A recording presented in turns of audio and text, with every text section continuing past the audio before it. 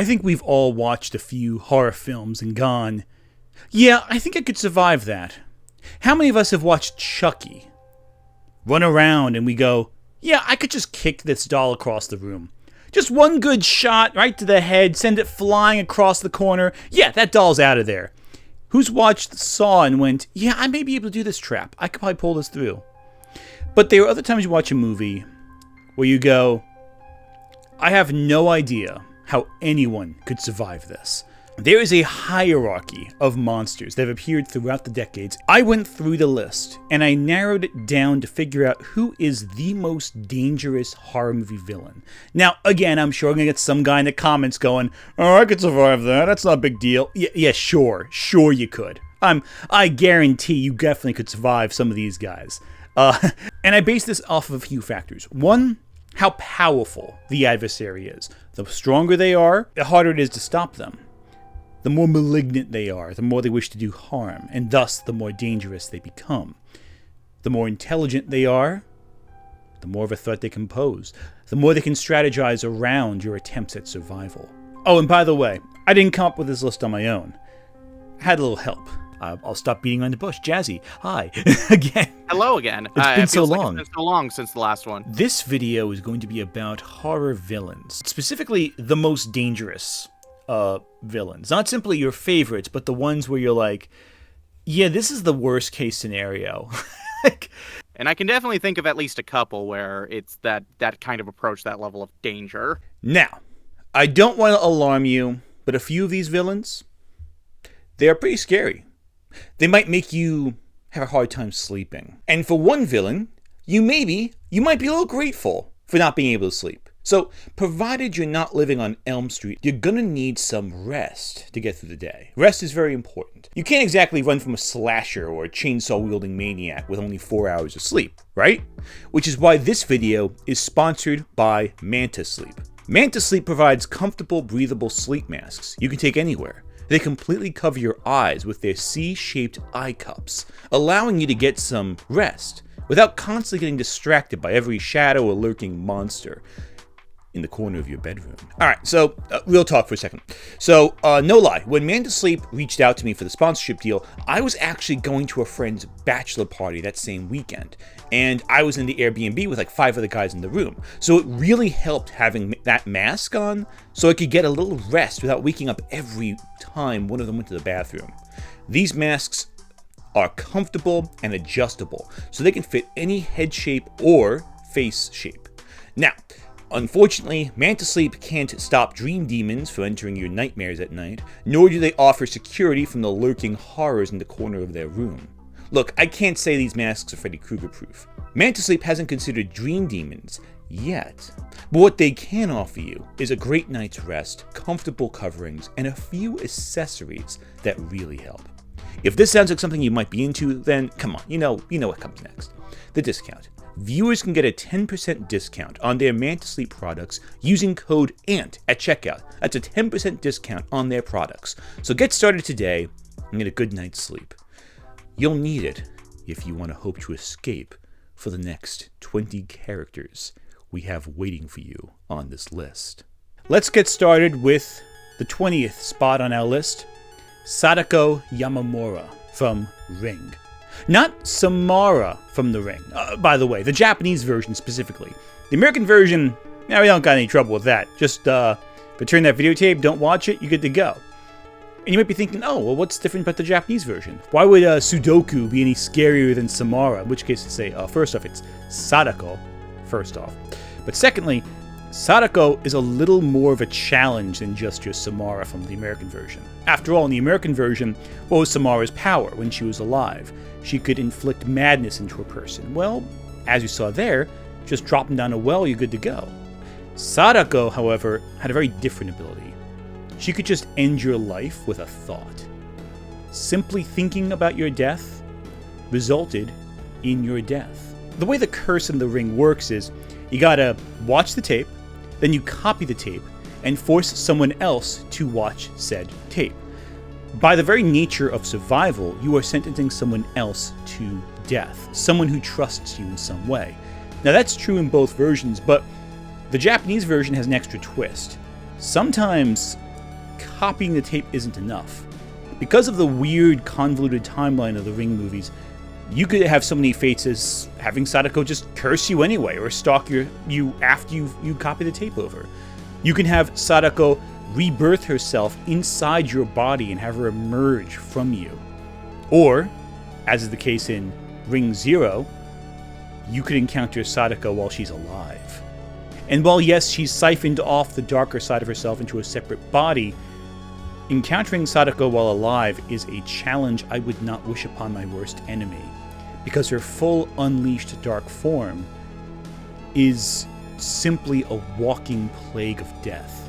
With a thought, everyone can go down.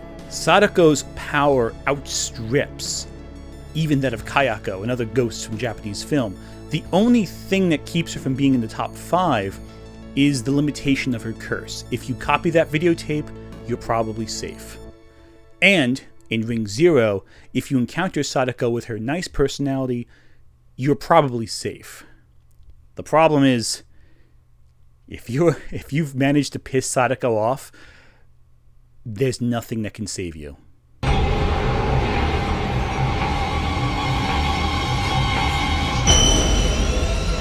The 19 spot. It's Carrie White. Yes, I know Carrie White isn't a villain in the traditional sense of the word. The protagonist of Stephen King's first novel, though, is, well, a walking hazard to anyone who's alive. She is a poor, bullied girl who has just this one gift: telekinetic ability. Carrie White has one of the highest single body counts in horror history. In one scene, she destroys her entire senior class. Now, the good thing is, your trick to surviving Carrie White is simple. Try to be her friend, and try to run like hell if she gets angry. Because it's not just simply that Carrie White will obliterate you with a psychic blast, it's that her psychic powers will trap you inside and uncontrollably wreck everything around you until you are gone. Oh, but the good news is, if you do become friends with her, have her help you fight off Jason. She can do that, or at least totally not Carrie in Friday the 13th Part 7 can do that. So, 18. There's a lot of monsters left in this list. Who's an 18? I, Georgie, am Pennywise the Dancing Clown. Otherwise known as It, another Stephen King character. It is a extra-dimensional clown who feasts on the fear of his targets. He's not really a clown, however, he's a shapeshifter. The clown's just his preferred form. With his power, he has almost like a ripple effect on those around him, influencing the minds of the entire town that he's infested, leading them to act in a way that's beneficial to it. However, there are things about Pennywise that make him less of a threat.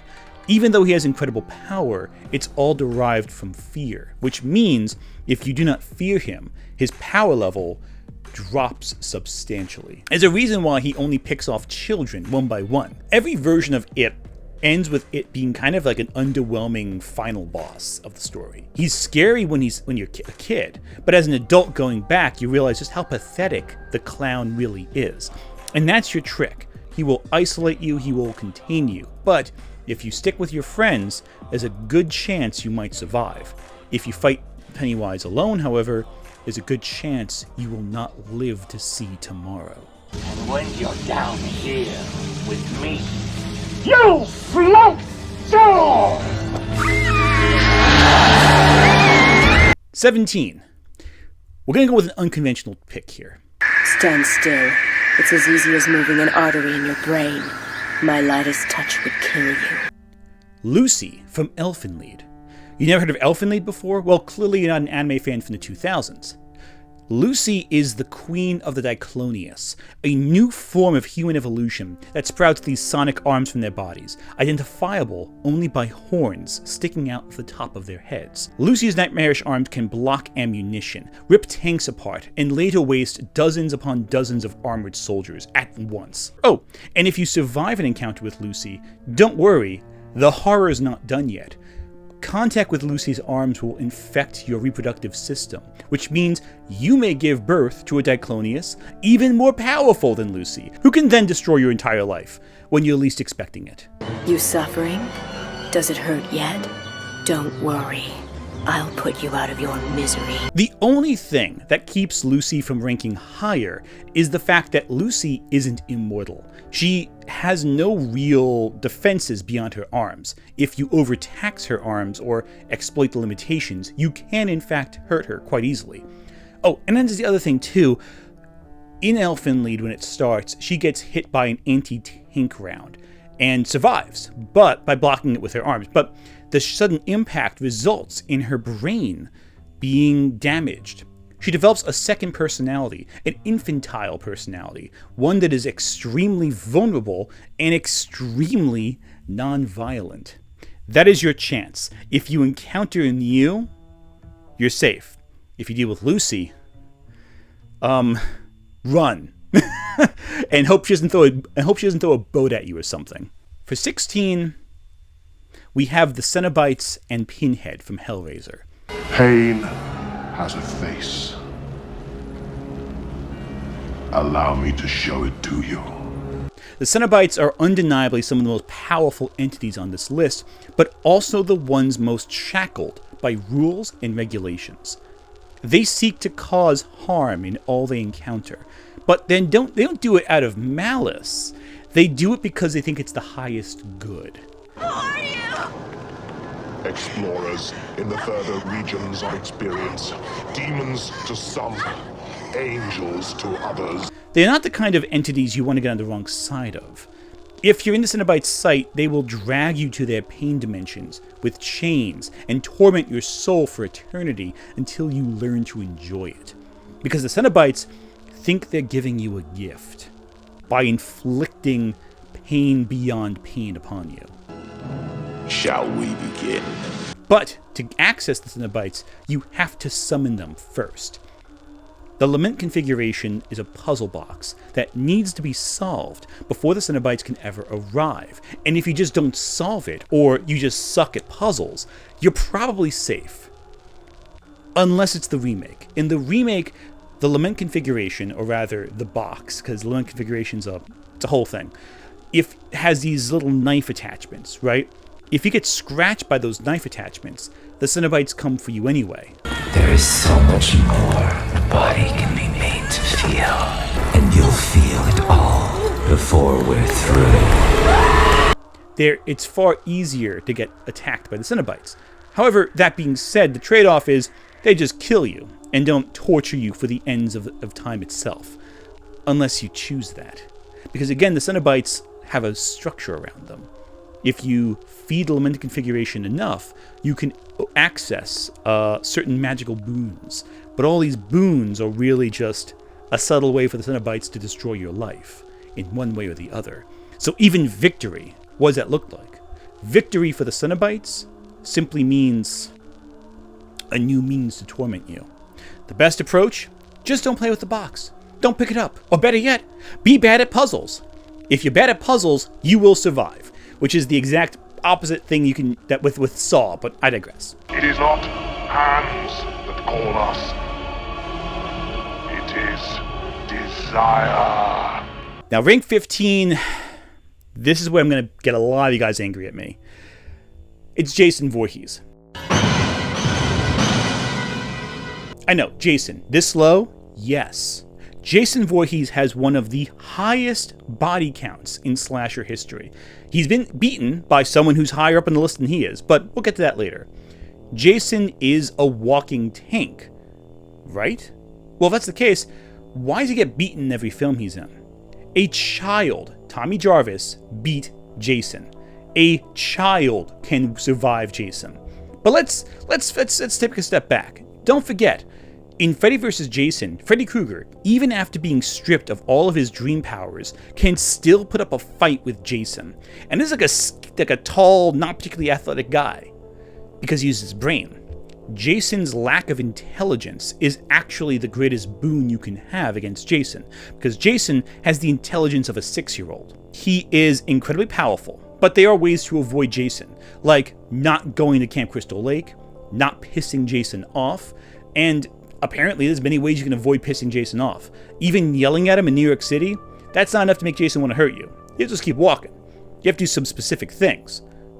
That being said, your best bet, firepower. As you see in Jason Goes to Hell, if you shoot Jason enough times with enough explosive rounds, you're good. Good thing Jason lives in America, where people have access to those. I'm just saying. Now, 14 is what Jason wishes he is. Nemesis. Resident Evil has several iconic villains, and monsters, and demonic entities, and gigantic, beautiful women who are 9 foot tall, who you want them to choke you and drag you away. But Nemesis is not one of them. Unless you're... well, I won't go there. Nemesis is a grotesque monster with tentacles and a rocket launcher who cannot be stopped short of having a nuke dropped on him. He is going to follow you. He is going to walk after you. He can take a hit and keep going. And no matter how much you load at him, it's not going to be enough. He has these transformations that are more grotesque than the last. Again, the only way you can really beat Nemesis is if you're a trained military fighter and you have the luck of a bomb dropping from the sky. 13 from the bottom. We got one of the classics here. The Invisible Man. You're crazy to know who I am, aren't you? All right, I'll show you. Now, invisibility might not seem like the biggest weapon in this kind of fight. I mean, you have Jason and Nemesis, who are walking tanks. You got Carrie White and Sadako with their incredible psychic powers. You got the Cenobites with their powers of hell. Invisibility, by comparison, sounds pretty lame, right? And Jack Griffin, he just has invisibility. He has no weapons. He's walking around naked. He's just a man underneath all that. How is invisibility all that dangerous? Well, the absolute power of invisibility allows Jack Griffin in the original Invisible Man from the 30s to have the highest body count of any of the Universal monsters. And not just like a few dozen. Listen, Dracula, he kills a few people. Frankenstein's monster, he kills a few more. The Wolfman, maybe has a few dozen under his belt. The Invisible Man has hundreds of known confirmed kills in his one movie. And that's before you get into the remake of The Invisible Man, where he's a stalker and obsessive, just wants to destroy one woman's life. Or Hollow Man, which is kind of a pseudo-remake of The Invisible Man, where The Invisible Man does some rather awful things that I won't get into because I don't want this video being demonetized. The Invisible Man is someone you won't see coming. And that means he can do whatever he wants, and you'll never know. That's the danger. The danger of pure, ultimate stealth. I hope your car's insured, Kemp. I'm afraid there's going to be a nasty accident in a minute. Your best bet, drop some flour on the ground and get ready to fight. Because the alternative is... oh, I forgot. He's also intelligent, so he might see that coming too. Good luck. 12 from the top, we have the Djinn from Wishmaster. Behold my true face. Oh my god. Yes, the shit just hit the fan, didn't it? Like a lot of these more fantastic villains, the Djinn has incredible power, but there's limitations. He can only do harm to someone if they wish for it. It's kind of a dark, wish-granting kind of thing going on, in case you couldn't tell. The problem is, unlike, say, Pinhead or Candyman, or even Sadako with her tape, the Djinn will not play fair. He will twist the language you say to justify it being a wish. And when he gets an inch, he will take a mile from that. His immense power is limited, but his malice is limitless. Okay, we're rounding out the bottom 10 right now with the 11th choice. The Deadites. We're gonna get you. We're gonna get you. Yeah, no, Deadites are just terrifying. Like, they can infect you and it'll, like, tear you up from the inside out to turn you into this monstrosity. We want what is yours. But it can also take on, you know, the voice and appearance of, like, the person it's, like, that's its host to manipulate other, like, unsuspecting victims. The Deadites are fascinating because they're essentially demons that overtake people foolish enough to summon them. Again, like the Cenobites. But unlike the Cenobites, you don't have to summon them directly to be punished by them. If one person's dumb enough to summon these guys, they will be a plague upon everyone in the area. And because of that, they're very, very dangerous. There's no, like, there's no purpose, like, there's no purpose of survivability or multiplying or like just a creature doing what it does. It's just evil demon spirits being evil. Fucking Evil Dead Rise. God damn. I think they took those have some of the that one has some of the scariest use of Deadites for me. Mummy's with the maggots now. I think what makes them so compelling is that they're particularly hard to kill. If one of the demons overtakes a person and they become a Deadite, well, you gotta go with bodily dismemberment the whole way. Yeah, cut them down until there's nothing left. But they're not just going to attack you, they're also going to abuse you emotionally and psychologically. Oh, and by the way, it was almost canon that Jason Voorhees was a Deadite. So you can rest assured that whatever traits Jason Voorhees exhibits, now you have a dozen of them coming at you at once. That puts Freddy vs. Jason vs. Ash in perspective right there, doesn't it? Top 10 now. 10 left. The 10 most dangerous horror movie villains around. And for number 10, we're going with Michael Myers. Myers is purely and simply evil. He is a storm that walks through a space, causes pain and hardship, and then leaves. Myers has the highest body count in horror slasher history. He got that with Halloween Kills, for better or worse. Myers may not be super powerful, but he makes up for it in his sheer cruelty and his sheer ability of stealth. Most of Myers' kills are done because he sneaks up on the target and attacks them, purely silently. He may not be as strong as Jason, but he's just as indestructible, if not more so, and better at going in and leaving. His intelligence is what gives him the edge, as well as his dexterity and his ability to just stand still and wait for the perfect opening.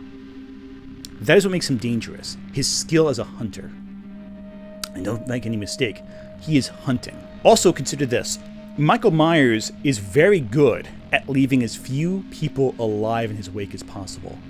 Most of the continuities for Halloween end with Myers eliminating the few people to have ever escaped him, especially in the 2018 timeline, where he takes an entire town ganging up on him and ends them all in return.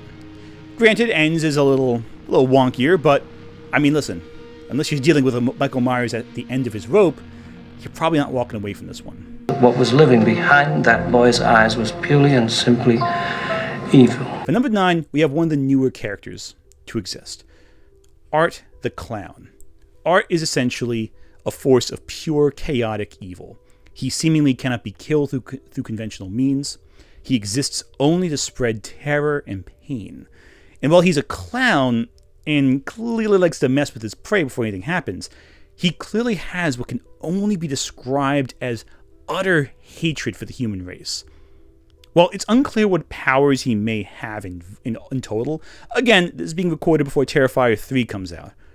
What makes him such a threat isn't so much his level of strength, so much as his inability to go down and the sheer particular petty cruelty he has going through it.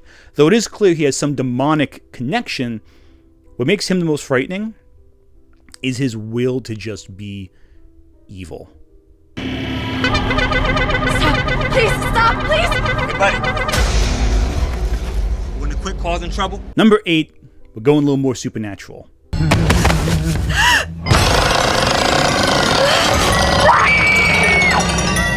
Kayako and Toshio from Ju-On the Grudge. Now, simply put, ghosts haunt a house. You walk in the house, you're cursed. You're cursed, these ghosts will follow you no matter where you go, and they will end your life. Thankfully, you can say, I'm not going to go in the house. That's fine. I'll just avoid the house. We're good. But you're not taking into account, maybe you have to go in for some reason. Maybe you're a nurse tending one of the patients who live there. Maybe you're delivering mail or a package to the place. Maybe you just walk in and you have no knowledge of the curse. Well, that's too bad.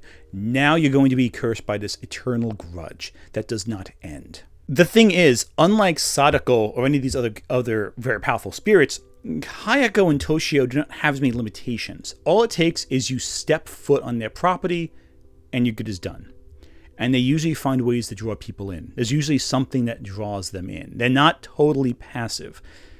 And once that happens, that's it. You can't break the curse. The only possible hope you have is if you're pregnant, and let's just put it this way, you don't want that either. 7. The Xenomorph.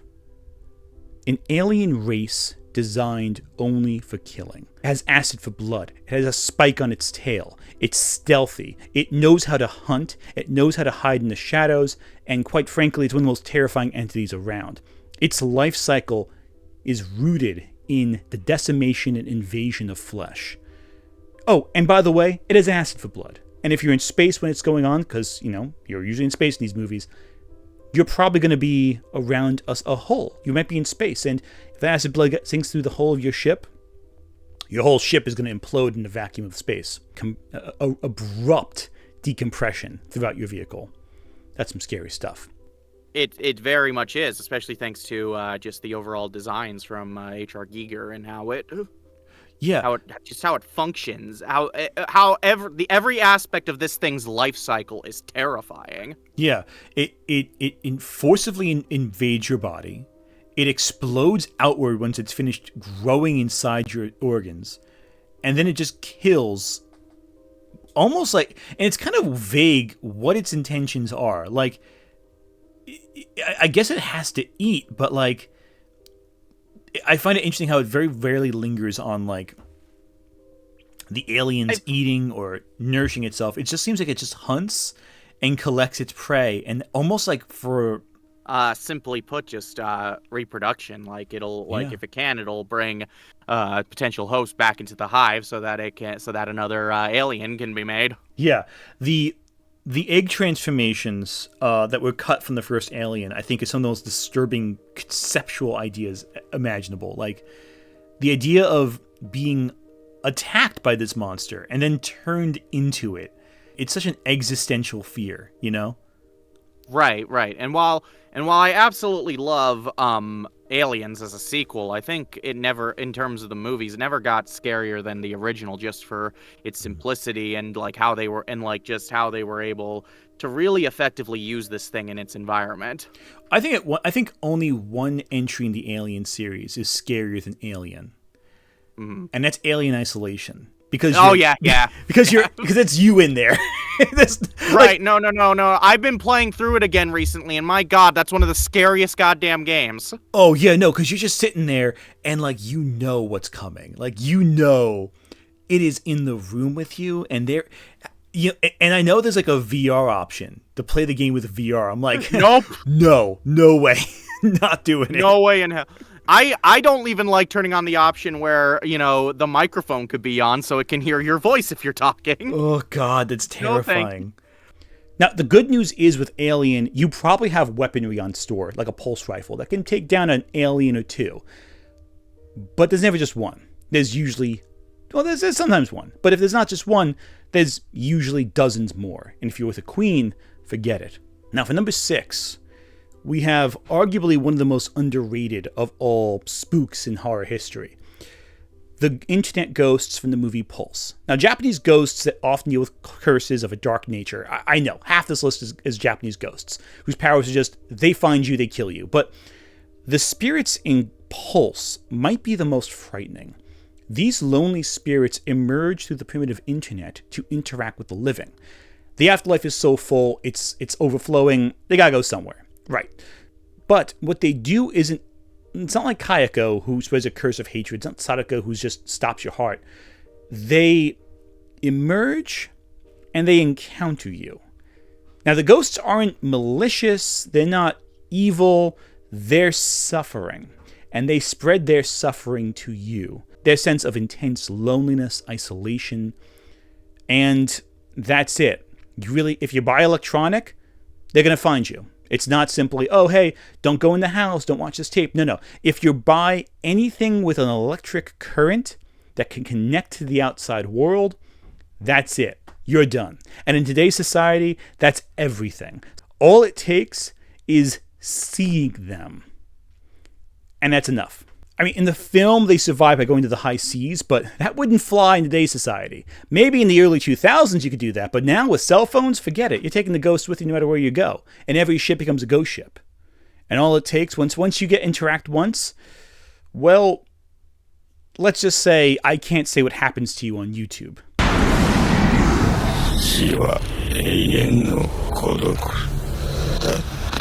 Top 5, the most dangerous of them all. For the 5th slot, we have H.P. Lovecraft's entire cosmology of monsters. Now, this is a catch-all because I can't fit them all over the place. We're taking Cthulhu, Yog-Sothoth, Nyarlathotep, the Father Dagon, Mother Hydra, all of them. They're all here. These are entities that are beyond life and death. They are stuff of the stars. We are to them what ants are to us. In fact, maybe even lesser.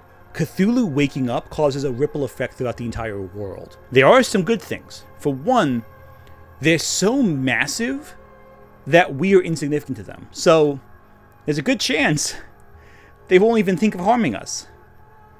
Right? Here's a hope.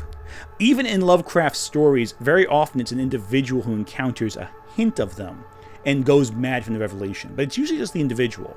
Most people do not encounter these entities. They're too giant.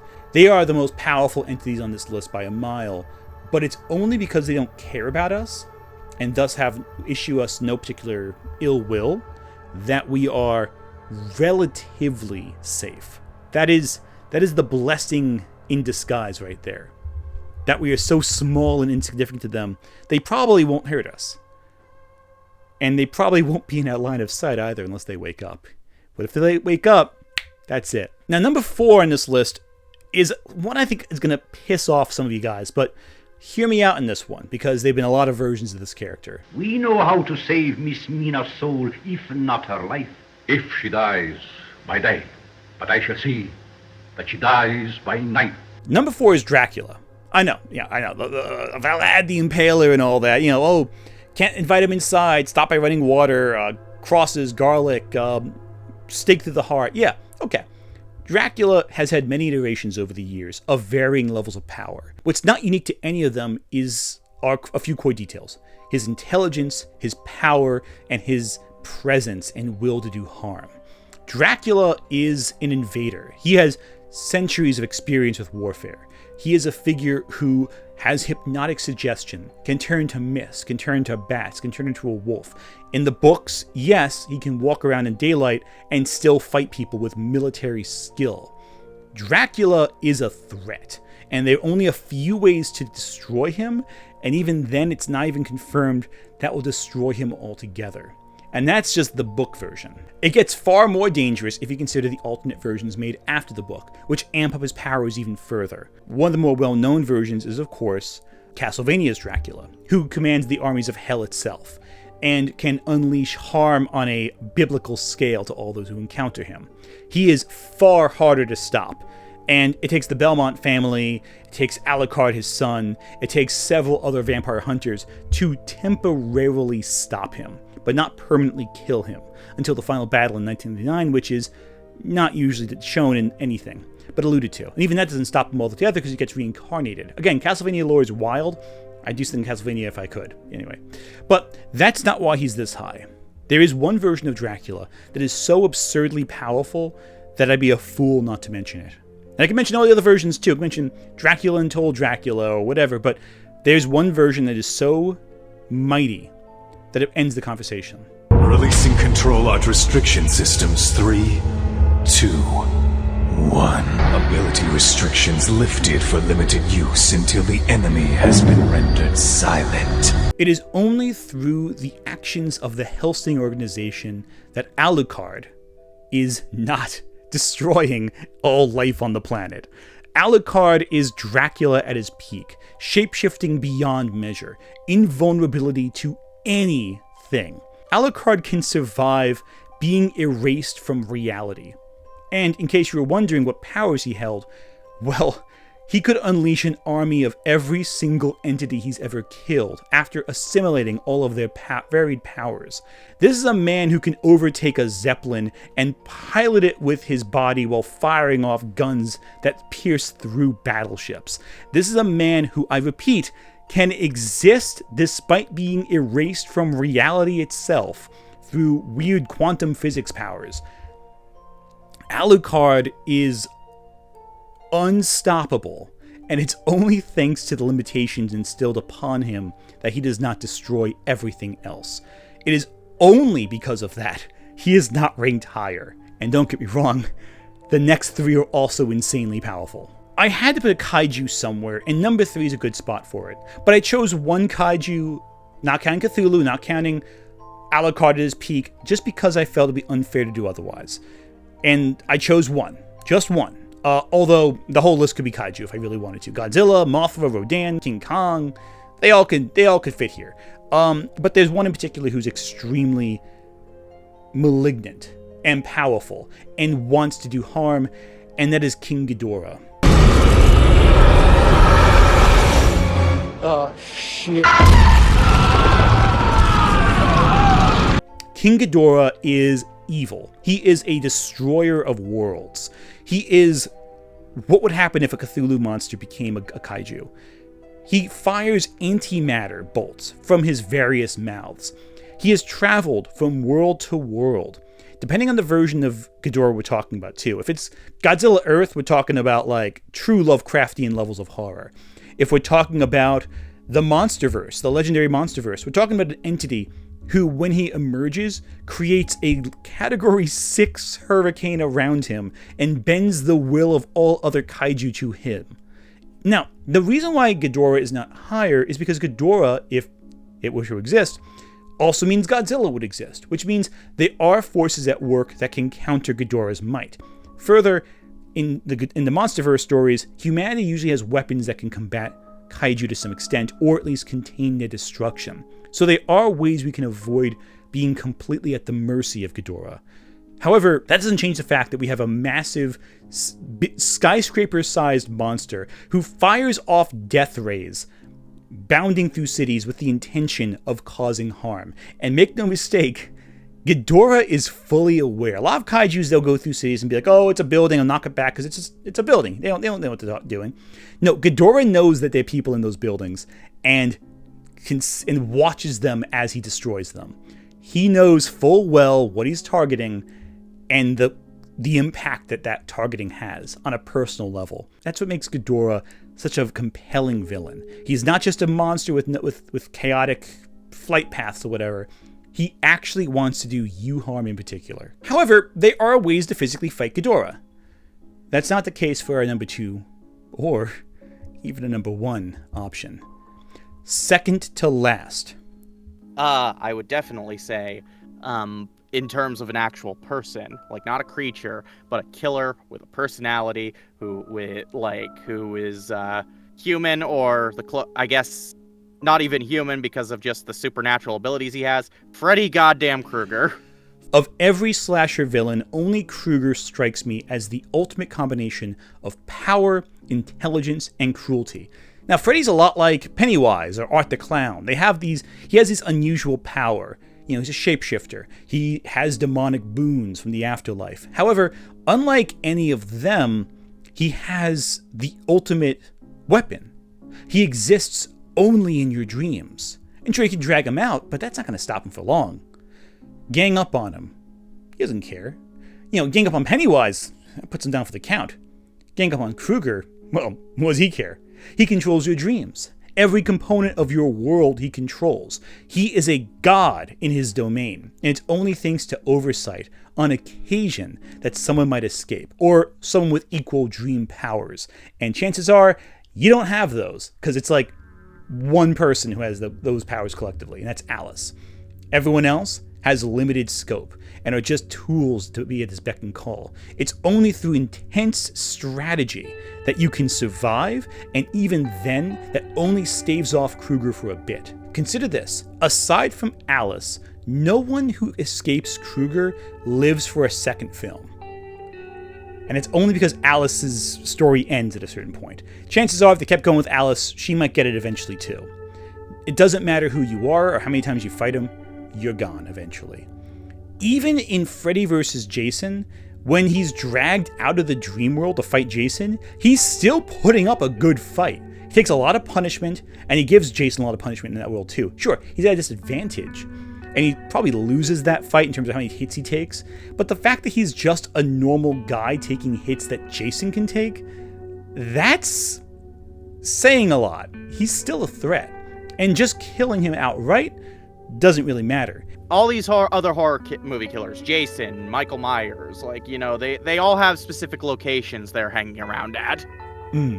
Like, so there's always that avoidability. Freddy's gonna get you no matter where you are because, like you said, you have to sleep. Yeah, and like the level of, and the thing is, not only do you have to sleep, but like he has complete control of your dream. Like even if you try to take the components of the dream and use it to empower yourself, he's always a step beyond that. Like he can take your attempts to fight him back and then distort them and twist them in some way that's cruel and unusual. I think it's sorry, cut you off there. I was gonna say, yeah. So, and here's another thing. As shitty as that remake is, I will admit I was kind of fascinated with the idea that they brought like the micro sleep attacks and everything, because that's something I suffer from. Yeah, no, 100%. That's the best contribution that film has to all. Everyone I know who hates that movie loves that idea. You know? Right, and I especially love it because I suffer from sleep apnea, and one of the side effects is I do have occasional sleep attacks. So. Oh my goodness.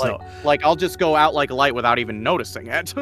You see, my problem is I just don't sleep. So I've beaten Freddy Krueger. I just don't sleep ever. That's why I'm tired all the time. But yeah, no. And like dreams are such like a fantastical concept that exists in our real life. Oh yeah, because like so it's like he has you there. He has control of that. You're screwed. Yeah, and I think it's interesting too how like with most of the later films, all these kids have like the one thing that they're dealing with, like some trauma or some difficulty in their lives, and Freddy is aware of it because he's in your head, and then takes that trauma and makes it into the thing that kills you. Like there's something so particularly cruel about that. And the fact that he's a child killer, like the fact that he's so genuinely evil and like unrepentantly so. Like there's some killers, there's a side of them where you're like, okay, Leatherface, there's, you know, he's just a, you know, you can feel a little sympathy for him. Right. Like Jason obviously had a lot of bad shit that happened in his childhood that turned him into what he is. Yeah. Jigsaw has. Fuck, I swear every movie gives him a new reason to just not basically to not like people.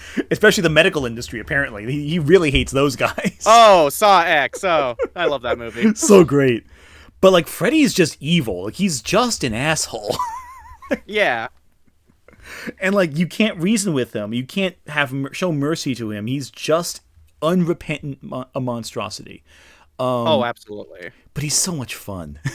He is. He's Robert Englund completely owned that entire role. Yeah, and I think that's why you haven't seen another Nightmare film since the remake. How do you follow up Robert Englund? I don't know. I'm your boyfriend now, Nancy. And that's before we even take into account the comics, where Freddy Krueger gets power over the Necronomicon and thus brings his dream powers to reality and becomes a literal god amongst the real world. If you think with that version of Freddy, with Necronomicon, who can have a power over everything, there is not a single thing you can do. You are doomed. But he's not number one. In my opinion, and in Jazzy's opinion, there is still one villain vastly more terrifying than Krueger. For the number one spot...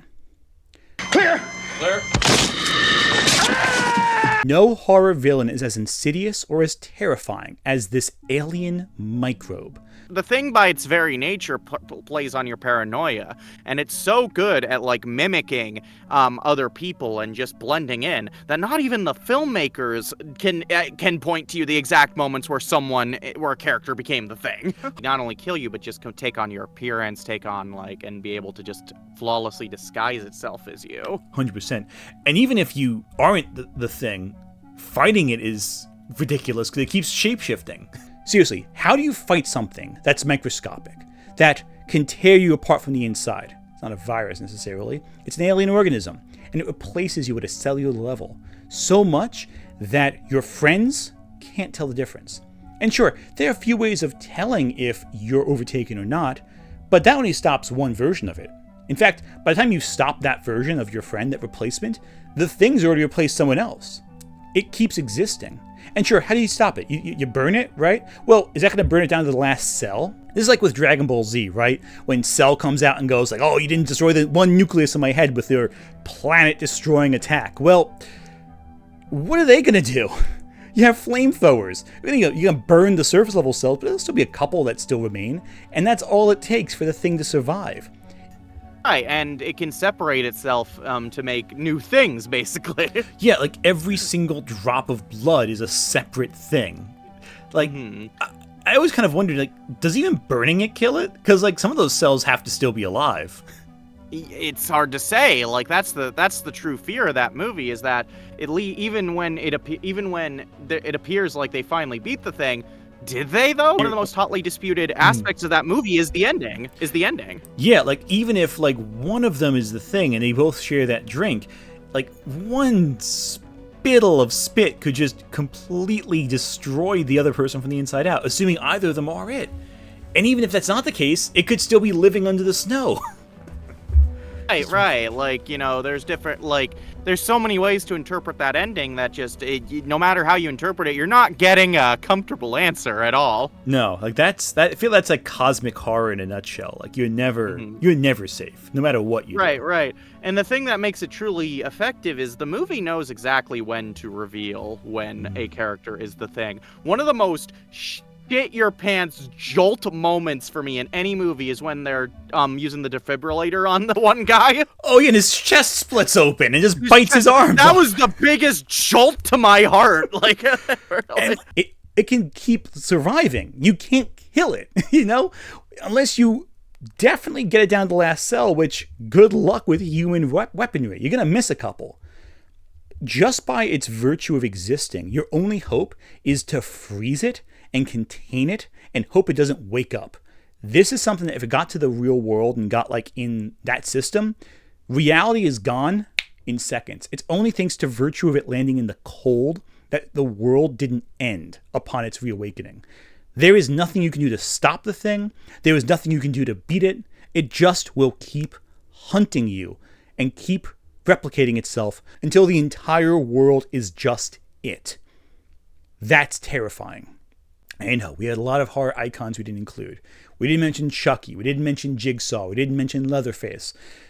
I'm sure it is someone you thought of too, that, they're kind of cool if he was there. But in my opinion, these are the guys you can't walk away from. And maybe you'll survive the first encounter, but they'll come back. And back. And back. Because these guys are petty, and these guys do not take defeat so easily.